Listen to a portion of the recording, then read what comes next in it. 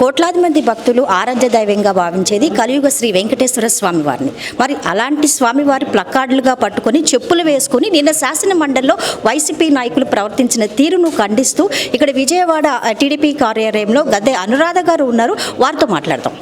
Madam, నేను YCP నాయకులు చేసిన తీరు చాలా అంటే హిందువులను కించపరిచే విధంగా ఉంది. వారు క్షమాపణ చెప్పాలి అంటున్నారు. అంటే జరుగుతున్న పరిణామాలన్నీ అంటే మొన్న పరకామణి చోరీ కావచ్చు, లేదంటే కల్తీ లడ్డు కావచ్చు, ఇప్పుడు ఇది అసలు ఇవన్నీ కూడా శ్రీవారి చుట్టూనే తిరుగుతున్నాయి. దీని గురించి అసలు ఏమంటారు? దీన్ని ఎలా ఖండించాలంటారు? కోట్లాది మంది హిందువుల మనోభావాలు దెబ్బతినే విధంగా ఈ వైసీపీ ప్రభుత్వం ఇప్పటికే తను ప్రభుత్వంలో ఉన్న 5 సంవత్సరాల్లో మరి ఈ టీటీడీ పూర్తిగా దేవస్థానాన్ని తన ఆదాయ వనరుగా చేసుకున్నారు. మరి ఆ రోజున ఆ మతం మీద నమ్మకం లేని వాళ్ళందరినీ కూడా తీసుకొచ్చి ఆ కొండ మీదకి దించి ఆ రోజున చైర్మన్ కానివ్వండి, అక్కడ ఉన్న ఎంప్లాయీస్ కానివ్వండి, ఎన్ని రకాలుగా ప్రవర్తించారో మనందరం కూడా చూసాం. హిందువుల దేవాలయాల మీద దాడులు చేశారు ఆ రోజున.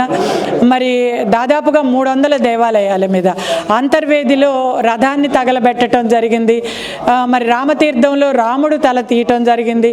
మన కనకదుర్గ అమ్మవారి గుడిలో కూడా వెండి సింహాలని దొంగిలించడం జరిగింది. అయితే వేటి మీద కూడా ఆయన శ్రద్ధ పెట్టాల. ఈ జరిగిన దేని మీద కూడా ఆయన బాధను వ్యక్తం చేయాల. హిందువుల్ని ఓదార్చిన పరిస్థితులు లేవు. మనం ఈ రోజున మత సహనంతో భారతదేశం మన సంస్కృతి సాంప్రదాయాలతో ముందుకెళ్తూ ఉంది. చంద్రబాబు నాయుడు గారు ఎప్పుడొచ్చినా కూడా అన్ని మతాలని మనం గౌరవించుకుంటూ ముందుకెళ్తాం. కానీ మరి అక్కడక్కడ ఉంటారు కొంతమంది, మరి ఆ వాటిల్లోకి వస్తారు. మరి జగన్మోహన్ రెడ్డి గారు కేవలం ఆయన పాలన చేసింది 5 సంవత్సరాలు. 5 సంవత్సరాల్లోనే హిందూ విశ్వాసాల మీద ఎంత దెబ్బతీశారో మనందరం కూడా చూసాం. మరి ఆ రోజున కల్తీ లడ్డూని 5 సంవత్సరాల పాటు మరి కల్తీ జరిగిందనేది ఇవాళ మనం చెప్పటం కాదు, సిట్ నివేదిక చెప్తాంది, ఎన్డీడీబీ నివేదిక చెప్తాంది.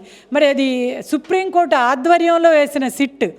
ఇంకా దానికి మీరు క్షమించమని అడగాల్సింది.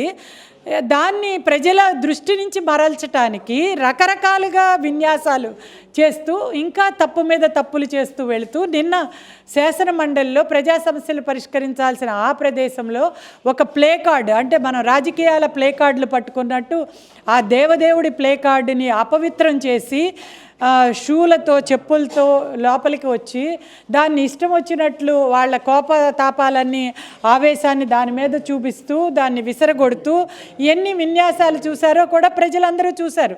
మళ్ళీ బయటకు వచ్చి మేము షూలతో వెళ్ళలేదు, చెప్పులతో వెళ్ళలేదు అని అంటే మరి మనకి క్లియర్గా ఇక్కడ చెప్పులతో షూలతో వెళ్ళినట్లు అక్కడ సీసీ కెమెరాలు స్పష్టంగా చెప్తా ఉన్నాయి.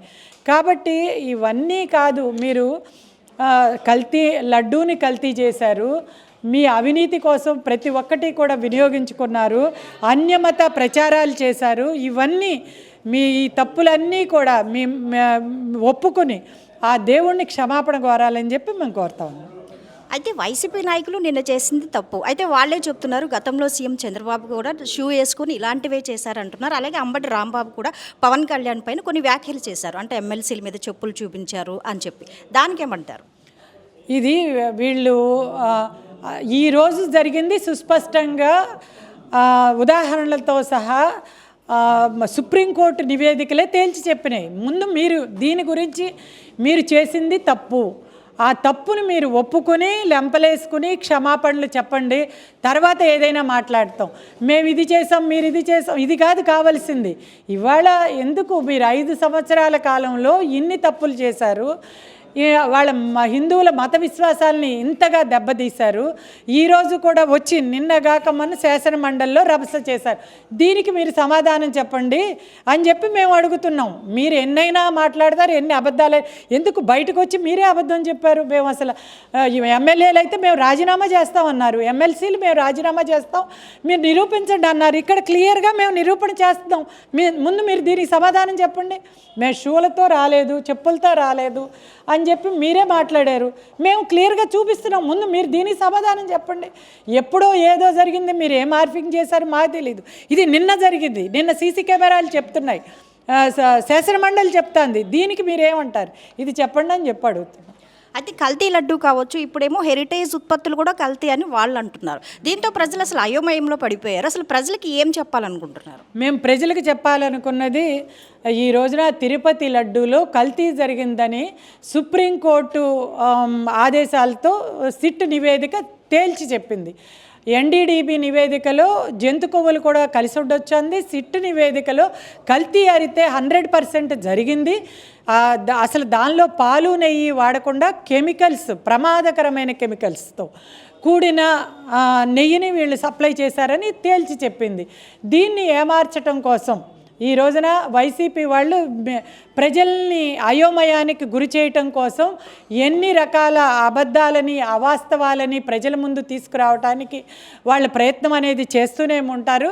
కాబట్టి మీరు అదీ కాకుండా ఇవాళ ముఖ్యంగా మనం చెప్పదలుచుకున్నది, ఈ కూటమి అధికారంలోకి వచ్చిన తర్వాత కేవలం 18 నెలల కాలంలో ఇటు సంక్షేమ కార్యక్రమాలు గుర్తు చేసుకుంటే ప్రజలు మీరు ఈ అయోమయానికి గురి కావసల్లా సూపర్ హిట్గా ముందుకెళ్తా ఉన్నాయి. అంతేకాకుండా చదువుకున్న మీ బిడ్డలకి, అంటే 2 బిడ్డలున్నా 3 బిడ్డలున్నా అందరికీ కూడా తల్లికి వందనం పేరుతో మనం డబ్బులు వేస్తున్నాం. మరి చదువుకుని వాళ్ళు ఏం చేయాలి? ఉద్యోగాలు ఉండాలి కదా. మరి ఆ ఉద్యోగాల కోసం ఈ రోజున చంద్రబాబు గారు కానివ్వండి, నారా లోకేష్ గారు మరి ఎన్ని రకాలుగా అన్ని దేశాలకు వెళ్ళి ఇవాళ ఇండస్ట్రీస్ని ఆహ్వానించటమే కాకుండా పెద్ద పెద్ద ఇండస్ట్రీస్ని, ఇవాళ గూగుల్ లాంటి డేటా సంస్థల్ని చాలా తీసుకొచ్చిన సందర్భాలు మన కళ్ళ ముందుకు సుస్పష్టంగా కనబడుతున్నాయి. ఇవన్నీ వాళ్ళ కోసం కాదు తీసుకొచ్చింది, మన కోసం, మన బిడ్డల కోసం, మన చదువుకున్న బిడ్డల ఉద్యోగాల కోసం. అటు గూగుల్ లాంటి సంస్థలు, ఇక్కడ క్వాంటమ్ కంప్యూటర్స్. అంటే ఎప్పుడు చంద్రబాబు గారు అధికారంలోకి వచ్చినా మీరు గుర్తు తెచ్చుకోండి, ప్రజలకి నేను చెప్తున్నాను, ఒక మెట్టు మనం పైకెక్కుతాం. ఆ రోజున మనం గతంలో సైబరాబాద్ నిర్మాణం చేయటం ద్వారా మన పిల్లలు ఎంతమంది ఐటీ ఉద్యోగులుగా ఇవాళ దేశ విదేశాల్లో ఉద్యోగాలు చేస్తున్నారు. అదేవిధంగా ఆ తర్వాత మన ఆంధ్ర రాష్ట్రం విడిపోయిన తర్వాత కూడా 2014, 19 5 సంవత్సరాల కాలంలో కూడా విడిపోయిన ఆంధ్ర రాష్ట్రానికి ఒక రాజధాని నిర్మాణం చేశారు. ఇటు పోలవరం ప్రాజెక్టు రైతాంగానికి చేశారు. ఇలా ఒక మెట్టు ఆ రోజున ఎక్కాం.